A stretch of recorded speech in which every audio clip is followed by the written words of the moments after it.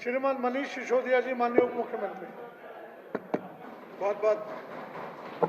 धन्यवाद अध्यक्ष महोदय। मैं आज सबसे पहले तो तमाम देशवासियों को इस सदन के माध्यम से संविधान दिवस की बहुत बहुत शुभकामनाएं देना चाहता हूं, क्योंकि इस संविधान की बदौलत ही ये व्यवस्थाएं हैं, यहाँ बैठे लोग हैं, यहाँ बैठे लोगों के अधिकार हैं और इस सदन के बाहर देश के तमाम लोगों के अधिकार हैं और उनके प्रति व्यवस्थाएं हैं। इस वक्त मैं बाबा साहब को भी याद करना चाहूँगा, जिन्होंने इस देश की डाइवर्सिटी को समझते हुए, इकोनॉमिक सोशल डाइवर्सिटी को समझते हुए एक ऐसे संविधान की रचना की जिसमें सबके हितों का समावेश हो सके। ये आसान काम नहीं था, लेकिन उनके दूरदर्शी व्यक्तित्व को, उनके अनुभव को और अपनी पीड़ा को जिस तरह से उन्होंने देश की समस्याओं के समाधान में बदला, आने वाली पीढ़ियों के समाधान में बदला, आज संविधान दिवस के अवसर पर उनको मैं जरूर नमन करना चाहूँगा। आज ही आम आदमी पार्टी का स्थापना दिवस भी है, तो मैं सभी आम आदमी पार्टी के कार्यकर्ताओं को और उन कार्यकर्ताओं की मेहनत की बदौलत यहाँ बैठे एक एक सदस्य को बधाई देना चाहता हूँ। बार बार कहा जाता है आम आदमी पार्टी आंदोलन जीवी है, अभी विपक्ष के कुछ साथी भी कह रहे थे। बिल्कुल, हमें आंदोलनकारी होने पे गर्व है। हमें गर्व है कि हम आंदोलन की कोख से निकले हैं। हमें गर्व है कि हम आंदोलन की एक आवाज़ है, हर उस आदमी की आवाज़ है, हर उस आदमी के लिए हम एक आंदोलन है जो अपने बच्चों को अच्छी शिक्षा देना चाहता है, जो महंगी बिजली से दुखी है, जो पुलिस की लाठी से दुखी है, जो भ्रष्टाचार से दुखी है, जो राजनीतिक निष्क्रियता, भ्रष्टाचार और इन सब से आजिज आ चुका है। हम हर उस आदमी के लिए आंदोलन है। हम आम आदमी पार्टी के रूप में, पार्टी नहीं है, हम आंदोलन है और हमें इस बात पे गर्व है। किसी को प्रॉब्लम हो तो वो जाने, उसकी किसी की नींद उड़ रही हो तो वो जाने। अध्यक्ष महोदय, आज का इस सदन लेकिन विशेष रूप से किसान आंदोलन की जीत और उसके 1 साल पूरा होने के मौके पर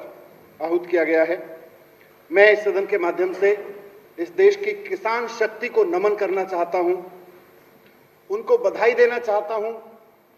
जिस तरह से उन्होंने इस देश की आने वाली पीढ़ियों के लिए एक शांतिपूर्ण आंदोलन का रास्ता रखा, उसका एक प्रेरणापूर्ण 1 साल का, पूरे 1 वर्ष का खाका रखा कि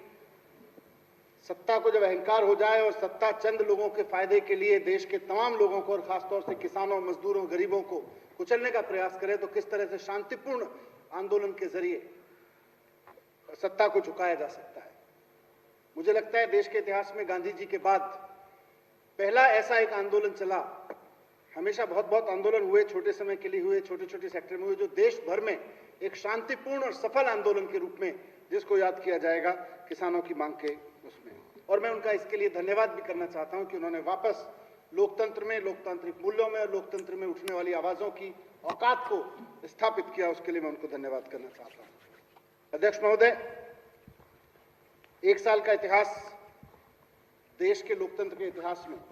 किसान आंदोलन का 1 साल का इतिहास देश के लोकतंत्र के इतिहास में एक नया अध्याय लिख गया है और इसको आने वाली पीढ़ियों को पढ़ाया जाना चाहिए कि किस तरह से धैर्य के साथ, किस तरह से तमाम तरह के आरोपों के साथ, तमाम तरह के अत्याचारों के साथ, तमाम तरह के लांछनों के बावजूद किसान ने बहुत धैर्य के साथ इस आंदोलन को किया। इसको आने वाली पीढ़ियों को पढ़ाया जाना चाहिए। इस आंदोलन को, इस आंदोलन की आवाज पूरे देश में पहुंची, पूरी दुनिया में पहुंची। देश भर के किसानों को इसने एकजुट किया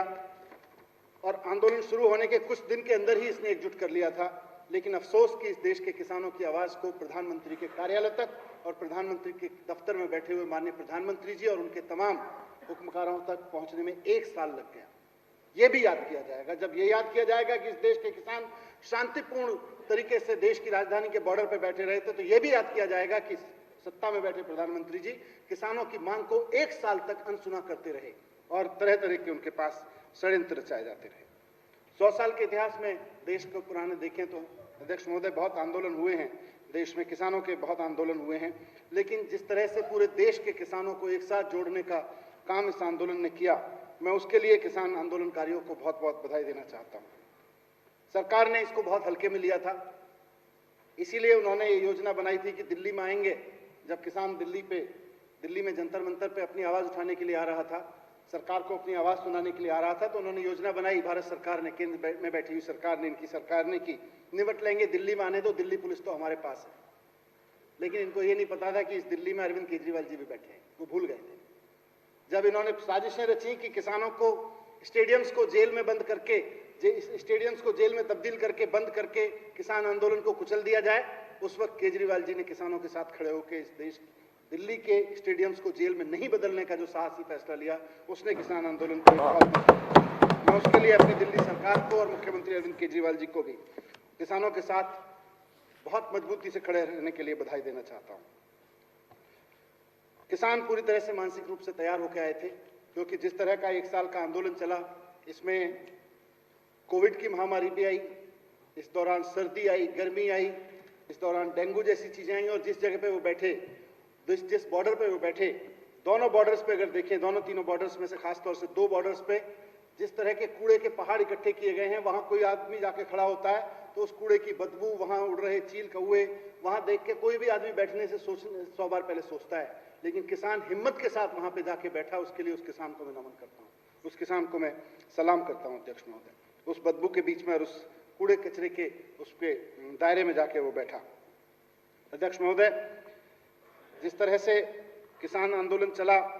उसमें देश के नौजवान भी शामिल हुए, देश का बौद्धिक वर्ग शामिल हुआ, शिक्षक शामिल हुए, छात्र इसमें शामिल हुए। जिन लोगों ने इस किसान आंदोलन को सफल बनाने में उनका साथ दिया, मैं उनको भी धन्यवाद देना चाहता हूं। लेकिन साथ साथ मुख्यमंत्री जी बोले उससे पहले एक चीज मैं इस सदन पर रखना चाहता हूं कि जब ये रिकॉर्ड में लिया जाए कि किसान आंदोलन सफल रहा, देश के तमाम सोचने वाले लोग, दिल समझ रखने वाले लोग, रोटी खाने वाले लोग, सबने उनको समर्थन किया। उस वक्त देश के प्रधानमंत्री और भारतीय जनता पार्टी केवल और केवल किसान आंदोलन को विदेशों से प्रायोजित आतंकवादियों का आंदोलन, खालिस्तानियों का आंदोलन, किसान तो है ही नहीं, ये कुछ पूंजीपतियों के द्वारा समर्थित आंदोलन है, सरकार के विरोधी आंदोलन है, इस तरह में प्रसारित करने पे लगे रहे। हालात तो तब और ज्यादा शर्मनाक थे, और उसका मैं रिकॉर्ड पे कहना चाहता हूं कि जब राज्यसभा में सभापति ने जकार्ता में हुई हवाई दुर्घटना में मारे गए 6 जनवरी 2021 को जकार्ता में हवाई दुर्घटना हुई, वहां पे 62 लोग मारे गए, उनको श्रद्धांजलि दी इस देश की राज्यसभा ने, लेकिन 700 किसानों का जिक्र तक नहीं किया इस देश की राज्यसभा ने, क्योंकि वहां पे किसान उसमें मारे गए। अध्यक्ष महोदय, भारतीय जनता पार्टी के लीडर्स ने किसानों के खिलाफ क्या क्या नहीं बोला, क्या क्या अपशब्द नहीं कहे, क्या क्या उनके ऊपर लांछन नहीं लगाए, लेकिन उसके बावजूद किसान जिस मानसिक तैयारी के साथ आए थे, मुझे लगता है हमको इन किसानों से धैर्य सीखना चाहिए, सम्मान सीखना चाहिए कि लोकतंत्र में जब सामने वाला बहुत आरोप लगा रहा हो तो किस तरह से शांति के साथ, गरिमा के साथ, विद्वता के साथ में बैठ के इसकी लड़ाई लड़ी जा सकती है। देश के कृषि मंत्री ने तो एक चिट्ठी लिखी आंदोलन के 22वें दिन, उन्होंने किसानों के नाम लिखा, उसमें लिखा कि जिन लोगों ने 1962 के युद्ध में देश की विचारधारा का विरोध किया था, वही किसानों को गुमराह कर रहे हैं। क्या क्या बातें कही उन्होंने। प्रधानमंत्री जी ने खुद कहा कि किसान आंदोलन जीवी हैं और विदेशी विध्वंसकारी विचारधारा से प्रेरित होकर यहां पे बैठे हुए हैं। प्रधानमंत्री जी ने कहा, उन्होंने बता दिया कि हम इस तरह से केंद्र सरकार ने ऑफिशियली करीब 100 करोड़ रुपए का बजट खर्च किया किसान आंदोलन को बदनाम करने के लिए। भारतीय जनता पार्टी ने जो किया वो तो किया ही किया, केंद्र सरकार ने टैक्स पेयर्स के खाते से करीब 100 करोड़ रुपए का खर्च किया विज्ञापनों पे, टीवी पे विज्ञापन चलवाए गए, अखबारों में विज्ञापन छापे गए, इस बात के विज्ञापन किए गए कि किसान आंदोलन विदेशियों द्वारा चलाया जा रहा है, किसान आंदोलन देश के लिए खिलाफ है। केंद्र सरकार ने किया, यही भी बात रिकॉर्ड में रहनी चाहिए। अध्यक्ष महोदय, मैं अंत में यही कहना चाहता हूं कि किसान आंदोलन को बहुत बहुत धन्यवाद, किसान नेताओं को बहुत बहुत धन्यवाद देते हुए कि बात सिर्फ किसान की नहीं है, बात लोकतंत्र की है, बात हम सब की अगली पीढ़ियों की है, उनकी उम्मीदों की है, लोकतंत्र से जो उम्मीद रखते हैं उसकी जीत का ये आंदोलन था। उसकी जीत के लिए मैं और उस आस्था को, विश्वास को लोकतंत्र में कायम करने के लिए मैं किसानों को, किसान संगठनों को, किसान कार्यकर्ताओं को, सबको बहुत बहुत धन्यवाद देता हूं कि आपने हम सब का भरोसा जिंदा रखा है, आप सब ने हम सब के अंदर उम्मीद जगा के रखी है। मैं माननीय मंत्री गोपाल राय जी के प्रस्ताव का समर्थन करता हूं। बहुत बहुत धन्यवाद।